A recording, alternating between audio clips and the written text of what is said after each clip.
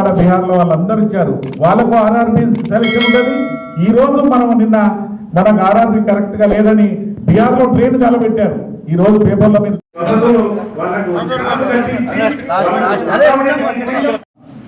విషయం ఉంది కాబట్టి కాజీపేట టౌన్ స్టేషన్ కనుక అభివృద్ధి జరిగితే ప్రతి ట్రైన్ బనార్స్లో బయలుదేరిన ట్రైన్ను ఇక్కడ వాటరింగ్ ఇవ్వచ్చు. లాట్రిన్ బాత్రూంలకు 550 కిలోమీటర్లు ఇలాంటి ఎన్నో కొత్త రైలు మార్గాలు 2000 ఒక 100 మంది రైల్వే కార్మికులు మాట్లాడినరు. మరి మీరేమో వేరే బిజీ ఉండి రాలేకపోయినరు.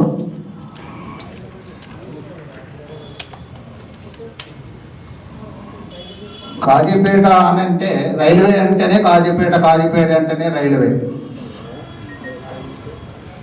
నేను ఇక్కడనే పుట్టి ఇక్కడనే పెరిగి ఇక్కడనే ఉద్యోగం చేసిన కాబట్టి నాకు ఈ కాజీపేట గురించి చాలా అవగాహన ఉంది. అసలు కాజీపేటలో నెలకు 4 సార్లు రైల్వే జీతాలు ఉండే. ఫస్ట్, సెకండ్, థర్డ్, 7, 8, 9, 13, 14, 15, 19, 20, 21 అంటే నెలకు 4 సార్ల రైల్వే జీతాలు అంటే ఎంతమంది ఎంప్లాయీస్ పనిచేసేది. వెంబడించే వరకు మరి రిజర్వేషన్స్ క్యాన్సిల్ చేసుకొని మళ్ళీ పోస్ట్పోన్ చేసుకోవడం జరిగింది. నేను ఒకటే అంటున్నా, కాజీపేటలో ప్రత్యక్షంగా పరోక్షంగా రైల్వేలో 15,000 మంది ఎంప్లాయీస్ ఉన్నారు. అంటే మమతా బెనర్జీ ఇచ్చింది, ఇందిరామయ్య మన సోనియా గాంధీ ఇచ్చింది కాబట్టి మళ్ళీ కాంగ్రెస్ వస్తేనే ఆ కోచ్ ఫ్యాక్టరీ వస్తుందా? మరి ఆ రోజు కోచ్ ఫ్యాక్టరీ గురించి స్థలం కావాలంటే మాజీ కార్పొరేటర్ సదానందము, అప్పుడు ఎంపీ రాజయ్య గారు ఉండేసి, జిఎం గారు ఉంటే పోయి మరి ఇట్లా మాకు కాజీపేట కోచ్ ఫ్యాక్టరీ కావాలంటే స్థలం కావాలంటే దేవుని మాన్యం కుండా మెట్టగుట్ట దేవుని మాన్యం ఒక 350 ఎకరాలు ఉన్నాయని చెప్పేసి నాగయ్య ఆర్డీఓ ఎంఆర్ఓ తీసుకుపోయి స్థలం సేకరించి చూపించేసి ఆ రోజు స్థాపించడానికి అన్ని ఏర్పాట్లు చేసి పాపం దౌర్భాగ్యం ఏదో మిడ్ టర్మ్ ఎలక్షన్స్ వచ్చే వరకు ఆ ఫౌండేషన్ కూడా వేయలేకపోయినరు. తదనంతరము మరి టీఆర్ఎస్ ప్రభుత్వం వచ్చి, కేంద్రంలో బీజేపీ ప్రభుత్వం వచ్చి మరి ఈ ప్రాజెక్టు అందరితో మునిగిపోయింది. అంటే మళ్ళీ కాంగ్రెస్ ప్రభుత్వము, కాంగ్రెస్ ఎంపీ సభ్యులకు మా కాజీపేట వర్తక సంఘం తరఫున ధన్యవాదములండి. తర్వాత ఇప్పుడు ఏమవుతుందంటే కాజీపేట వర్తక సంఘం అనేది కాజీపేట ఎలా అంటే వర్తక సంఘం బతికేది కూడా కాజీపేట మీదే అండి, అంటే రైల్వేస్ మీదనే. ఈ రైల్వే ఎంప్లాయీస్ వాళ్ళకి ఏ రోజు అయితే శాలరీస్ వస్తారో ఆ రోజు మాకు కూడా వ్యాపారం చాలా సంతోషంగా ఉండేది. ఇప్పుడు కొందరు సభ్యులు చెప్పినట్టు కాజీపేట అనేది 1వ తారీఖు 2వ తారీఖు పేమెంట్స్ వచ్చేది, 7వ తారీఖు వచ్చేది, 13వ తారీఖు వచ్చేది. ఆ రోజు మేము చాలా సంతోషంగా వ్యాపారం చేసేవాళ్ళమండి. మరి ఇది చిన్న వర్తకులు కానీ పెద్ద వర్తకులు కానీ కొందరికి వ్యాపారం చాలా ఎక్కువ ఉండేది, కొందరు ఉండేది. తర్వాత అలాగే నా కెరీర్లో ఒక 50 సంవత్సరాల నుండి నేను కిరాణా షాప్ నడుపుతున్నానండి. నా చిన్నప్పుడు నేను చూసినప్పుడు అయితే మా ఇంటి ఎదురుగా ఏరియాలో ఏ క్వార్టర్స్ కూడా ఖాళీ లేకుండేదండి, ఒక్క క్వార్టర్ కూడా ఖాళీ లేకుండేది. వాళ్ళ ఎంప్లాయీస్కి ఒక క్వార్టర్ అలౌట్ కావాలంటే వాళ్ళు సీరియల్ ఆర్డర్ మెయింటైన్ చేసేది. ఒక వ్యక్తి ఒక 2 సంవత్సరాలు నిరీక్షించితేనే అతనికి క్వార్టర్ అలాట్ అయ్యేది. తర్వాత ఆ రైల్వే స్కూల్లో హాస్పిటల్ రోడ్కి వెళ్తే మధ్యాహ్నం కానీ సాయంత్రం కానీ ఈవినింగ్ కానీ వెళ్తే స్కూల్ పిల్లలు కనబడేది. అట్లా ఒక గవర్నమెంట్ స్కూల్, ఒక 125 సంవత్సరాల చరిత్ర గల గవర్నమెంట్ స్కూల్ రైల్వే స్కూల్లో అంత మంచి క్రమశిక్షణ కూడా ఉండేది. అయితే ఇప్పుడు కొంత సభ్యులు చెప్పినట్టు ఏమైందంటే రైల్వే స్కూలు కాజీపేట నుండి వెళ్ళిపోయింది, కాలేజెస్ వెళ్ళిపోయినాయి. తర్వాత ఇంకా చాలా వర్కింగ్ షాప్స్, వర్క్ షాప్స్ కానీ అలాంటివన్నీ వెళ్ళిపోయినాయండి. అదే సమస్యలపై ఆల్ ట్రేడర్స్ అసోసియేషన్ మరియు కాజీపేట వర్తక సంఘం ఆధ్వర్యంలో జరుగుతున్న ఈ రౌండ్ టేబుల్ సమావేశానికి ముఖ్య అతిథిగా విచ్చేసిన స్థానిక శాసనసభ్యులు మా గురువరులు జనగామ జిల్లా కాంగ్రెస్ పార్టీ అధ్యక్షులు జంగా రాఘవరెడ్డి గారికి, అలాగే కూడా చైర్మన్ మాజీ యాదవరెడ్డి గారికి మరియు ఆల్ ట్రేడ్ రైల్వే యూనియన్స్ కి సంబంధించిన నాయకులకు, కార్యకర్తలకు, అలాగే రిటైర్డ్ రైల్వే ఎంప్లాయీస్ కి సంబంధించిన నాయకులకు, కార్యకర్తలందరికీ పేరు పేరున నా నమస్కారాలు తెలియజేస్తున్నాను. మేము తెలంగాణ రాష్ట్రం ఏర్పాటు చేయడానికి కాంగ్రెస్ పార్టీ నుంచి మేము ఎలాగైతే పోరాటం చేశామో జేసీ ఆధ్వర్యంలో, అలాగే రైల్వే జేసీ ఏర్పాటు చేసి తెలంగాణ రాష్ట్రం ఏర్పడక ముందు నుంచి ఈ జేసీ ఉన్నది. రాష్ట్రం సాధించుకున్న తర్వాత ఈ కాజీపేటలో రైల్వే వర్కర్, రైల్వేలో వ్యాపారం చేస్తున్నటువంటి వాళ్ళు, రైల్వే పరిశ్రమ ఆధీనంలో బతికేటువంటి వాళ్ళు ఎవరు రైల్వేని కాపాడుకోలేరనేటువంటి మొట్టమొదటిగా గ్రహించాల్సినటువంటి అవసరం.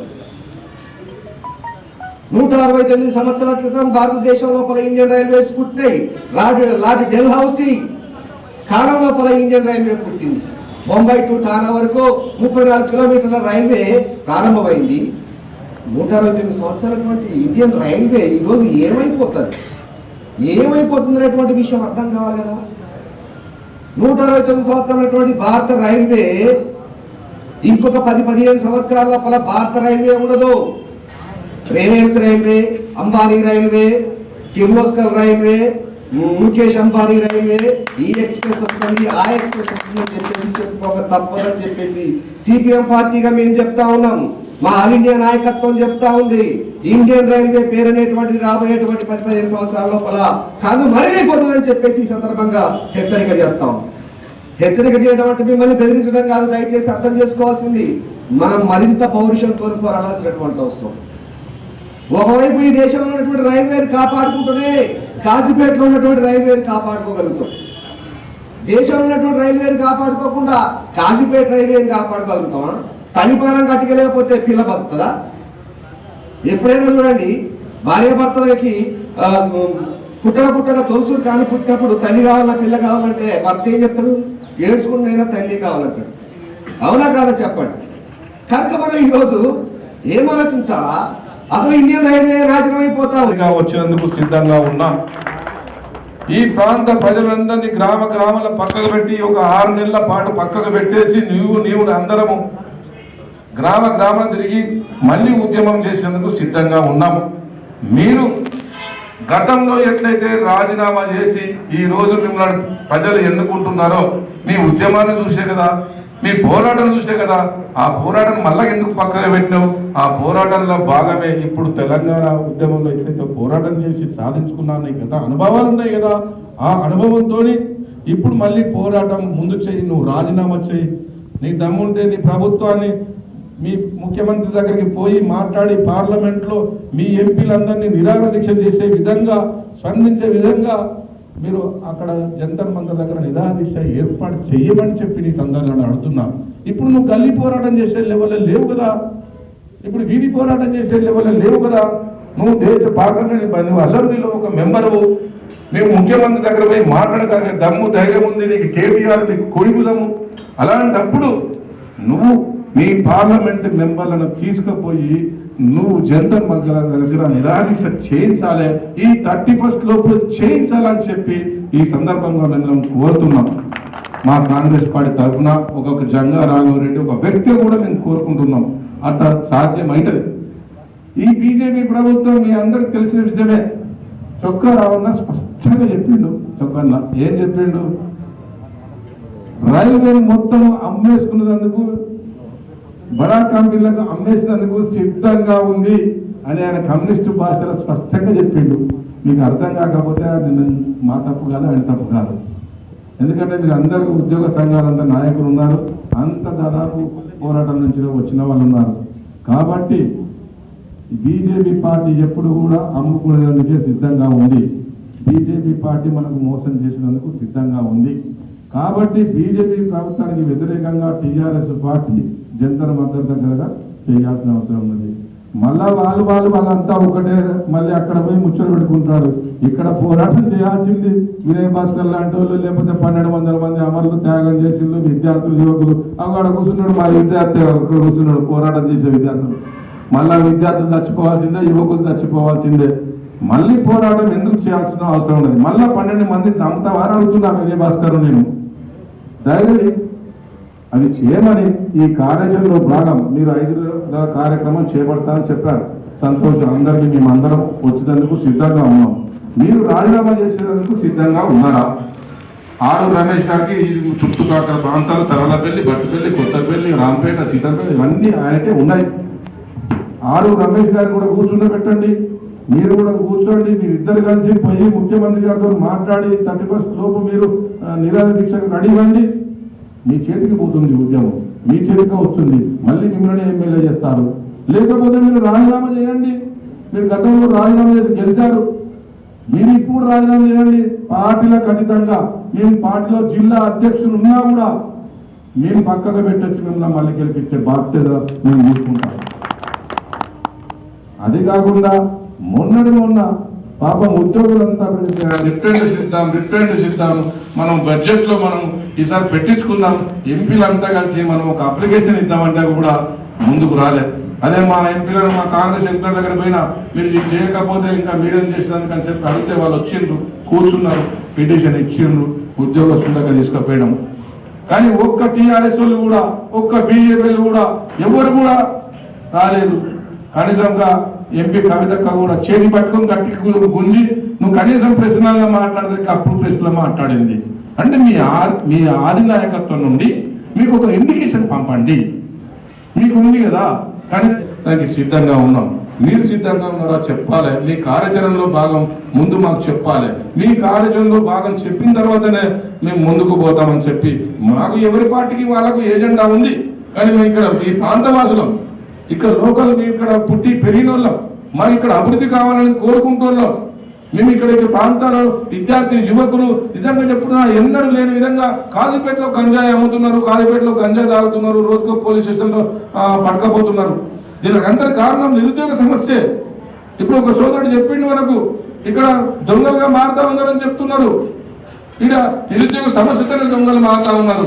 కాబట్టి ఈ రాష్ట్రంలో నిరుద్యోగ సమస్య పోవాలంటే ఈ కోచ్ ఫ్యాక్టరీ కూడా అవసరమా కాదా చెప్పాల్సిన అవసరం ఉన్నది.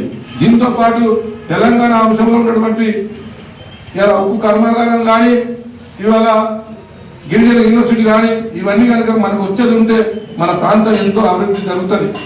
అవన్నీ పక్కకు పెట్టేసి అది తెలంగాణలో భాగం కదా. ఇప్పుడు బీజేపీ కూడా కొత్తగా కథ పెడుతున్నది.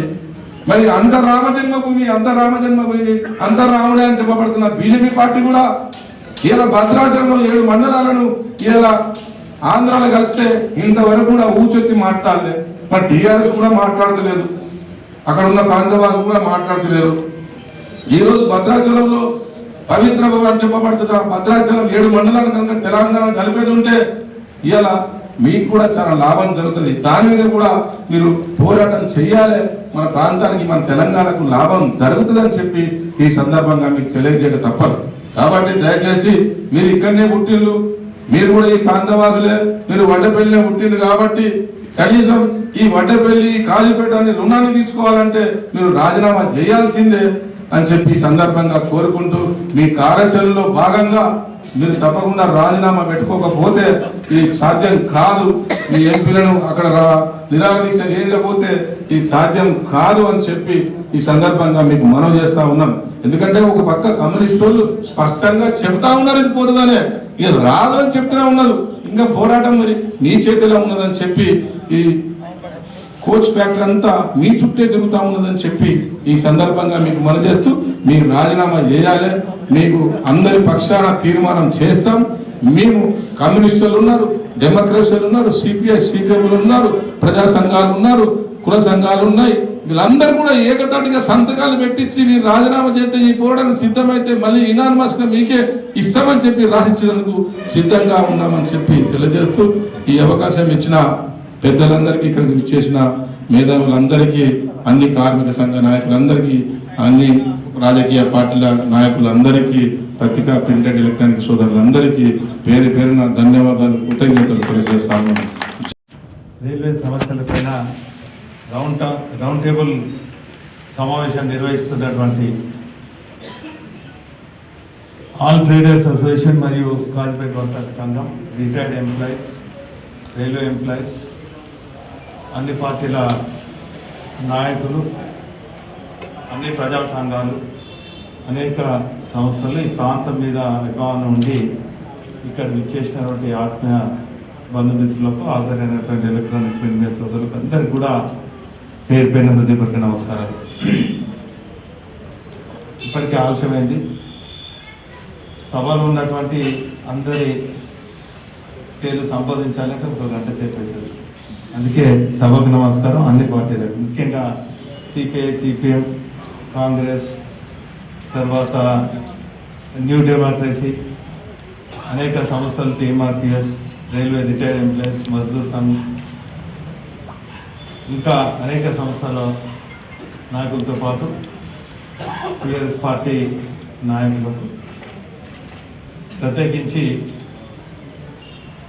ఎలక్ట్రానిక్ ప్రింట్ మీడియా సోదరులకు అందరూ కూడా మరోసారి హృదయపూర్వక నమస్కారం.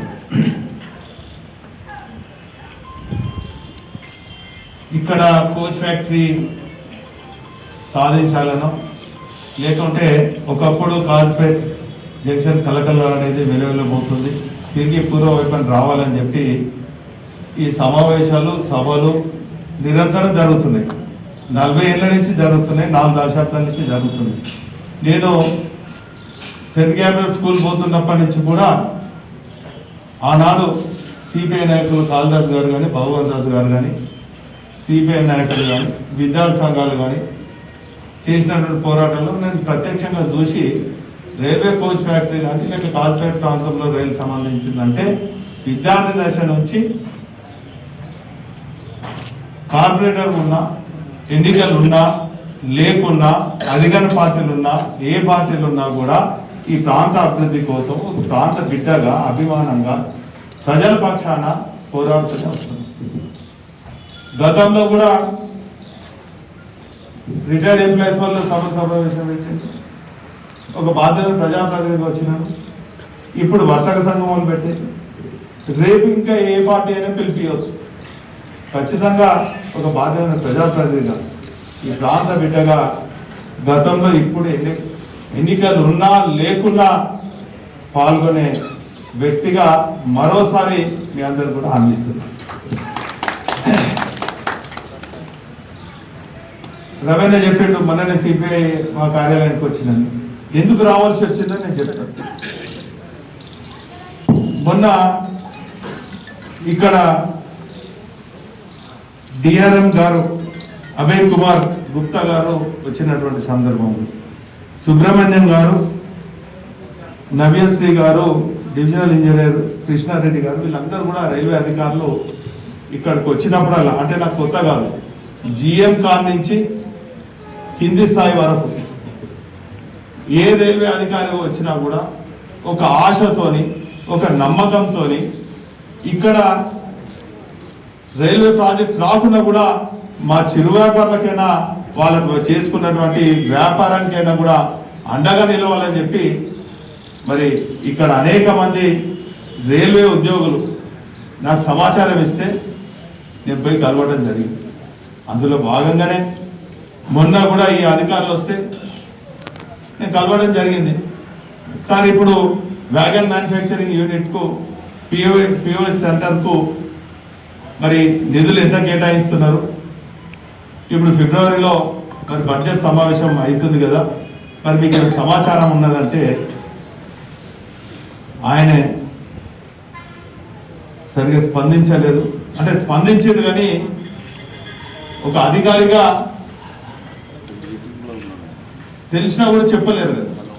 చెప్పారు, నా సమాచారం తీసుకొని నేను వారితో మాట్లాడిన తర్వాత నాకున్నటువంటి సభ్యులతో చర్చించి తెలుసుకుంటే ఈసారి కూడా వ్యాగన్ మ్యానుఫ్యాక్చరింగ్, కోచ్ ఫ్యాక్టరీ పక్కకు పెడదాం, వ్యాగన్ మ్యానుఫ్యాక్చరింగ్ యూనిట్ కు ఒక పైసా కూడా కేటాయించలేని పరిస్థితి ఉన్నదని నాకు సమాచారం వచ్చింది. కాబట్టి నేను ఒక ప్రజాప్రతినిధిగా గతంలో చేసినటువంటి ఉద్యమంలో చేసినటువంటి సంఘాలను, సంస్థలను, పార్టీలను అన్నిటి దగ్గర కూడా మాట్లాడడం జరిగింది. అందులో భాగంగానే సిపిఐ నాయకుల దగ్గర కార్యాలయానికి పోవచ్చు, సిపిఎం దగ్గర పోవచ్చు, అప్పన్నతో మాట్లాడవచ్చు, మా రాఘారెడ్డి గారితో మాట్లాడవచ్చు, కాంగ్రెస్ నాయకులు, అనేక మంది వ్యాపార సంస్థలతో మాట్లాడవచ్చు, ఉద్యోగస్తులతో మాట్లాడవచ్చు, మరి రైల్వే నాయకులతో మాట్లాడవచ్చు, అందరితో మాట్లాడాలి. ఒక ఆవేదనతోని, ఒక తపనతోని కనీసం మనం ఉద్యమిస్తే ఈ 5 రోజులలో వ్యాగన్ మ్యానుఫ్యాక్చరింగ్ యూనిట్కి ఏమైనా వస్తాయా లేవా అని ఈ క్రమంలో ఇంతకుముందు వక్తలు కూడా అన్నారు, ఏదో కన్ఫ్యూజ్ అవుతున్నారు wagon manufacturing unit coach factory అని. స్పష్టంగా చెప్తున్నా, wagon manufacturing unit is different, POS centre is different, coach factory is different. ఇక్కడ ఈ సమావేశానికి విచ్చేసినటువంటి ఆత్మీయ బంధుమిత్రులకు అందరికీ నేను స్పష్టంగా చెప్తున్నా, 3 అంశాలపైన ఒక ఆశతోని నమ్మకంతో నెరవేరుతుందని చెప్పి ఎవరు ఏ సమావేశం నిర్వహించా కూడా నేను రావడం జరుగుతుంది. అందులో భాగంగా ఈ రోజు కూడా ఇక్కడ రావడం జరిగింది. ఒకటి, 5 రోజుల వ్యవధిలో ఏం చేద్దామో, వ్యాగన్ మ్యానుఫ్యాక్చరింగ్ యూనిట్ కు కావాల్సిన నిధులు తీసుకొచ్చడానికి కేంద్ర ప్రభుత్వంలో ఉన్నటువంటి బీజేపీ నాయకుల మీద ఒత్తిడి ఏం చేద్దాము, దాంట్లో బీజేపీ నాయకులను పార్లమెంట్ లో నిలదీసేదానికి TRS party, CPIM, Congress parliament సభ్యులు తెలంగాణ ప్రాంతం నుంచి వచ్చినటువంటి వాళ్ళు ఏం చేద్దాం, ఒక కార్యాచరణ చెప్పండి. 5 రోజులు చేస్తున్నటువంటి సమస్య, ఆ తదుపరి జంక్షన్ డివిజన్ స్థాయిగా తీసుకురావాలి, దానికి ఏం చేద్దాం. ఇదే కాకుండా 40 ఏళ్ల నుంచి చేస్తున్నటువంటి ఉద్యమం కోచ్ ఫ్యాక్టరీ కోసం, ఆ కోచ్ ఫ్యాక్టరీ కోసము ఏ దీర్ఘకాలికంగా ఉద్యమం చేద్దాం. అరే రాజీనామా అంటే రాజీనామా భయపడే వ్యక్తి వినయ్ భాస్కర్ కాదు, టీఆర్ఎస్ పార్టీ కాదు. అరే రాష్ట్రం కోసము లాఠీలు దెబ్బలు తిన్నాము, రైల్వే కేసులు విన్నాము, రాజీనామాలు చేసినాము, రేపు దేనికైనా కూడా వినయ్ భాస్కర్ అనే ప్రాంత బిడ్డగా దేనికైనా సిద్ధమని కూడా ఈ సందర్భంగా తెలియజేస్తున్నాం. ఇది ఓట్ల కోసమో సీట్ల కోసమో రాజకీయం కోసం కాదు, ఈ ప్రాంత అభివృద్ధి కోసం ప్రాంత బిడ్డగా చెప్తున్నాను. ప్రజలు ఎప్పుడు కోరినా కూడా రాజీనామా చిట్టి జేబులో పెట్టుకొని తిరిగే వ్యక్తిగా చెప్తున్నారు. ఈరోజు మేము ఇది ప్రశ్నిస్తే బీజేపీ నాయకులు చిల్లర మాటలు, మీరు అనుమతులు ఇస్తలేరంటారు, మీరు స్థలం ఇయ్యాలి అంటారు, స్థలం ఇస్తే రేవేలకు రిజిస్ట్రేషన్ చేయాలి అంటారు. నేను డిఆర్ఎం నాయకులకు, డిఆర్ఎం అధికారులకు, రైల్వే అధికారులకు మా రాష్ట్ర ప్రభుత్వం చేసినటువంటి స్థలం కోసము దేవాదాయ శాఖకు కేటాయించినటువంటి డబ్బులను కూడా లిఖిత పూర్వకంగా చూపెట్టాను, జీవ రూపంలో చూపెట్టాము. రైల్వే అధికారులు వ్యాగన్ మ్యానుఫ్యాక్చరింగ్ యూనిట్ కోసము 50 అడిగితే దూరదృష్టి ఉన్నటువంటి మా ముఖ్యమంత్రి గారు 150 ఎకరాలు కేంద్ర ప్రభుత్వం రైల్వే అధికారులకు ఇచ్చారు.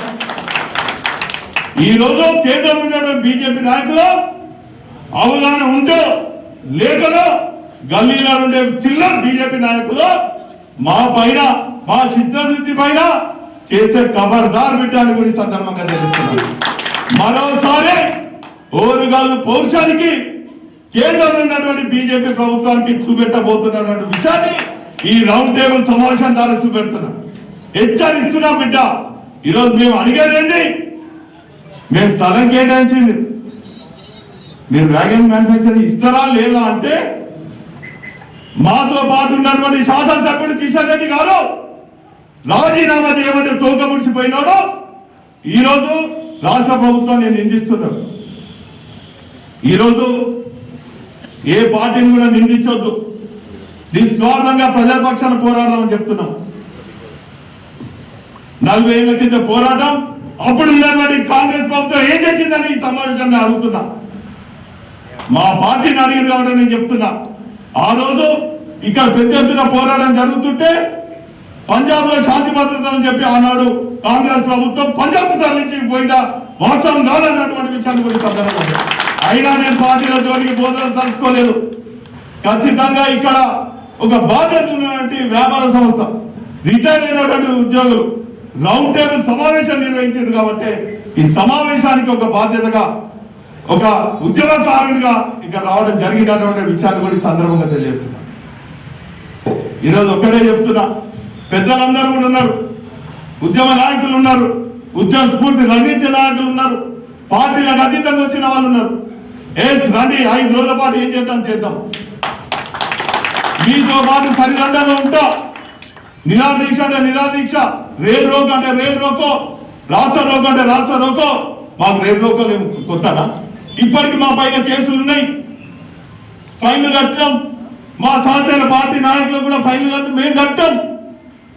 ఇక్కడి నుంచి రైల్వే కోర్టు హైదరాబాద్ పోతే నా పెళ్లిలో కూడా నెలకు 10 రోజుల పాటు అనేక ఇబ్బందులై మేము అక్కడ కోర్టును గౌరవించాలని, చట్ట న్యాయస్థానాన్ని గౌరవించాలని చెప్పి అక్కడ చేతులు కట్టుకొని ఉన్నాం. ఎందుకున్నాం? ప్రజల పక్షాన పోరాడాం. రాబోయే రోజులలో కూడా చెప్తున్నా, ఖచ్చితంగా ఈ ఉద్యమానికి ఓ బాధ్యత ప్రజాప్రతినిధిగా ప్రజలు ఏ తీర్పు ఇస్తున్నా కూడా నేను సిద్ధంగా ఉన్నటువంటి విషయాన్ని ఈ రౌండ్ టేబుల్ సమావేశం చెప్తున్నాను. ఈ 5 రోజుల పాటు కార్యాచరణ ఏం చేస్తారు మీరు నిర్ణయించండి. మీతో పాటు సరిదండగా ఒక స్థానిక పౌరునిగా, బాధ్యత ప్రజాప్రతినిధిగా మీతో పాటు నేను కలిసి వచ్చేదానికి సిద్ధంగా ఉన్నటువంటి విషయాన్ని కూడా ఈ సందర్భంగా తెలియజేస్తున్నాం. రాజకీయాల కోసం రౌండ్ టేబుల్ కాదు. ఈరోజు ప్రజల పక్షాన ఉందాం, వారికి కావాల్సినటువంటి అవసరాలు ఏం చేద్దాం. ఈరోజు మేము ఏమంటున్నాం? విభజన చట్టాలు ఉన్నటువంటి 60 ఏళ్ళ తెలంగాణ ప్రజల కళలు నిజం చేసినటువంటి ఉద్యమ నాయకునికి అవగాహన ఉన్నది కాబట్టి ఆ రోజు ఏపీ రీఆర్గనైజేషన్ చట్టం కింద విభజన చట్టంలో ఈ ప్రాంతానికి ఏమేం కావాలో అవన్నీ కూడా పొందుపరిచినటువంటి గొప్ప నాయకుడు కేసీఆర్ గారు. ఈ సందర్భంగా వారికి అవగాహన ఉన్నది. అందుకే ఈరోజు 40 ఏళ్ల క్రితం నుంచి పోరాటం చేసినటువంటి ఈ ప్రాంతానికి రావాల్సినటువంటి కోచ్ ఫ్యాక్టరీ రావాలని చెప్పి మరి విభజన చట్టంలో పొందుపరచడం జరిగింది. బయ్యారంలో ఉన్నటువంటి వనరుల గురించి ఉక్కు ఫ్యాక్టరీ నెలకొల్పాలని చెప్పడం జరిగింది. ములుగులో ఉన్నటువంటి ట్రైబల్స్ గురించి ట్రైబల్ యూనివర్సిటీ ఏర్పాటు చేయాలంటున్నాం. మేము తప్పన్నామా? మేము అబద్ధాలు ఆడుతున్నామా? లేక రాజకీయాలు చేస్తున్నామా? అరే నాయనా, మేము విభజన చట్టంలో ఉన్నటువంటి అంశాలను నెరవేర్చండి అని చెప్తున్నాం. దానికి బీజేపీ నాయకులు దొంగ తెరువులు, చిల్లర కథలు విమర్శిస్తున్నారు. హోదాను మనిషి విమర్శిస్తున్నారు. ముఖ్యమంత్రి గారిని ఇష్టం వచ్చిందని అంటున్నారు. వ్యక్తిగతంగా దూషిస్తున్నారు. ఖబర్దార్ బిడ్డలారా, బీజేపీ నాయకులారా, మేము అనలేమా? మేము ఒక క్రమశిక్షణ పార్టీగా, ఒక కార్యకర్తగా, ఒక గులాబీ సైనికుడిగా మా నాయకుడు చెప్పిన విధంగా ప్రజాస్వామ్యబద్ధంగా గాంధీ మార్గంలో తెలంగాణ సాధించినటువంటి ఉద్యమకారునిగా మా నోర్లు చేతులు అన్ని కట్టేసుకుని ఉన్నాం. మేము అనలేమా? ఒరే బండి సంజయ్, తొండి సంజయ్ అనలేమా? మేము అన్నాం అట్లా? గుండె అరవింద్ అన్నామా? అనలేమా? మేము మాకు కూడా అన్ని భాషలు వస్తాయి. కానీ ప్రజాస్వామ్యంలో సమస్యల పైన పోరాడాలి. వ్యక్తిగత దూషణలు, వ్యక్తిగత విమర్శలు. మేము 30 సంవత్సరాల నుంచి ప్రజా జీవితంలో ఉన్నాం, ప్రజాక్షేత్రంలో ఉన్నాం, ప్రతిపక్షంలో ఉన్నాం, పార్టీలో ఉన్నాం, పార్టీలకు అతీతంగా ఉన్నాం. అందుకే ఈరోజు చెప్తున్నా, మీ అందరికి కూడా హామీ ఇస్తున్నా, వ్యాగన్ మ్యానుఫ్యాక్చరింగ్ యూనిట్ కు నిధులు తెచ్చేదానికి మీరు ఏ కార్యక్రమం అయినా కూడా నేను సిద్ధంగా ఉన్నా. కోచ్ ఫ్యాక్టరీ సాధించే వరకు కూడా ఖచ్చితంగా పోరాటం చేద్దాం. కలిసి వచ్చే బాధ్యతతో ఇది చేద్దాం. కాబట్టి ఈరోజు నేను కార్యక్రమం రూపొందిస్తే మళ్ళా టీఆర్ఎస్ వాళ్ళు చెప్పారు మేము తప్పుకుంటాం, ఇవన్నీ వద్దు. ఇక్కడ పార్టీలకు అతీతంగా మరి కమ్యూనిస్ట్ పార్టీలు ఉన్నాయి, ప్రజా సంఘాలు ఉన్నాయి, రిటైర్ అయిన ఎక్కువ ఉన్నారు, రైల్వే మజ్దూర్ సంఘాలు ఉన్నారు, కాంగ్రెస్ పార్టీకి అనుబంధంగా ఉన్నటువంటి ఐఎన్టీసీ వాళ్ళు ఉన్నారు, నేషనల్ ఫెడరేషన్ వాళ్ళు ఉన్నారు. ఈ తీరుగా ఏదైనా కూడా మీరు ఈరోజే డిసైడ్ చేయండి. రేపటి నుంచి ఆ కార్యక్రమం చూద్దాం. ఒకటి 5 రోజుల కార్యక్రమం, 5 ఏళ్ళ కార్యక్రమం, అన్ని సాధించే వరకు కూడా కార్యక్రమం రూపొందించాలని కూడా ఈ సందర్భంగా తెలియజేసుకుంటూ దానికి దానికి మా టీఆర్ఎస్ పార్టీ సిద్ధంగా ఉన్నారని కూడా ఈ సందర్భంగా తెలియజేసుకుంటూ, మరో అంశము, మొన్న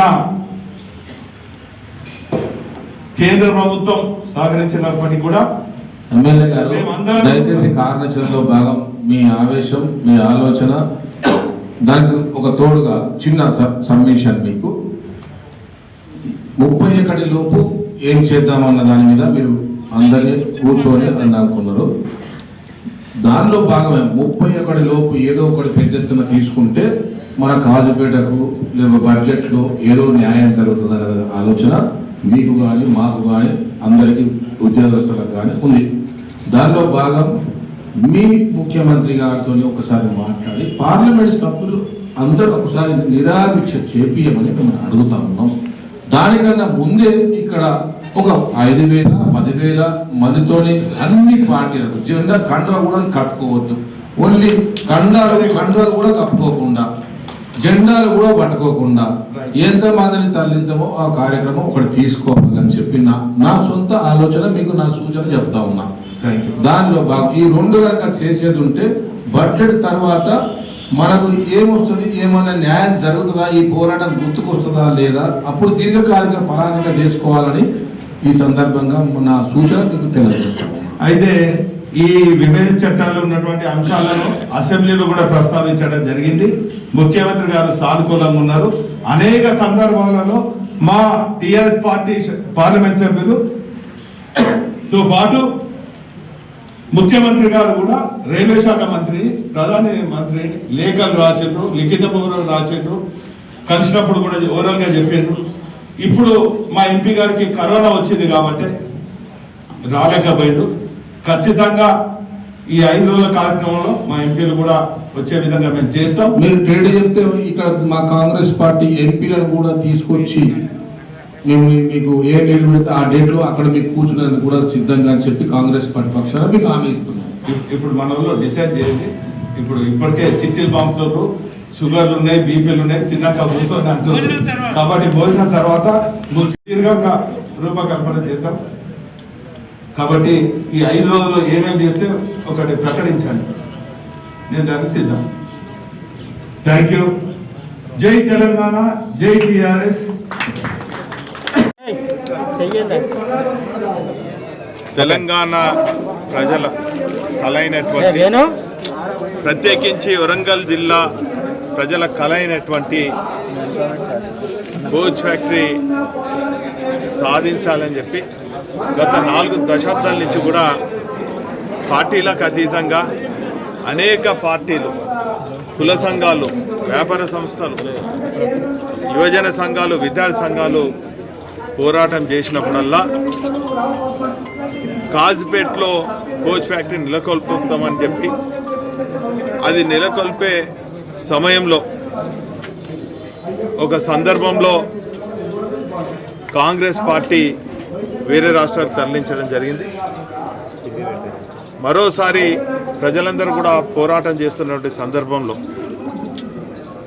ఇంకో ప్రాంతానికి సంబంధించినటువంటి రైల్వే శాఖ మంత్రి ఆ రాష్ట్రాన్ని తీసుకుపోవడం జరిగింది. అయితే వరంగల్ జిల్లా ప్రజల కలైనటువంటి కోచ్ ఫ్యాక్టరీ సాధన విషయంలో ఎప్పటికప్పుడు కేంద్రంలో ఉన్నటువంటి ప్రభుత్వాలన్నీ కూడా, ఒకప్పుడు కాంగ్రెస్ అయితేనే, ఇప్పుడు ఉన్నటువంటి బీజేపీ అయితేనే, ఎప్పటికప్పుడు దాట వేస్తూ ప్రజలను మభ్యపెడుతూ ప్రజలను దగా చేస్తున్నటువంటి చర్యను స్థానిక ప్రజలందరూ కూడా అప్రమత్తమై ఎప్పటికప్పుడు ఉద్యమిస్తూనే ఉన్నారు. ఇప్పుడు కోచ్ ఫ్యాక్టరీతో పాటు ఈ కాజ్పేట్ను జంక్షన్ డివిజన్ చేయాలి. ఇక్కడ అనేక వనరులు ఉన్నాయి. ఇక్కడ సంబంధిత రైల్వేకి సంబంధించినటువంటి కర్మాగారాలు ఏర్పాటు చేయాలని చెప్పి మేమందరం కూడా పోరాటం చేస్తే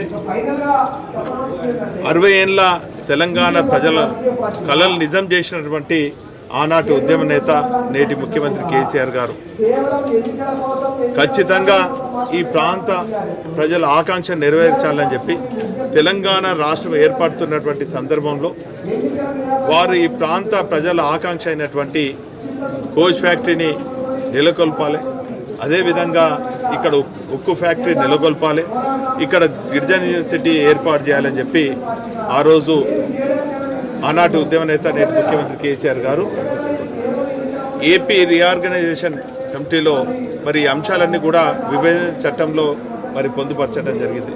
అప్పుడు ఆ విభజన చట్టంలో ఉన్నటువంటి హామీలను మేము నెరవేర్చాలని చెప్పి మరి కేంద్రంలో ఉన్నటువంటి బీజేపీ ప్రభుత్వాన్ని మేము డిమాండ్ చేస్తూనే ఉన్నాం.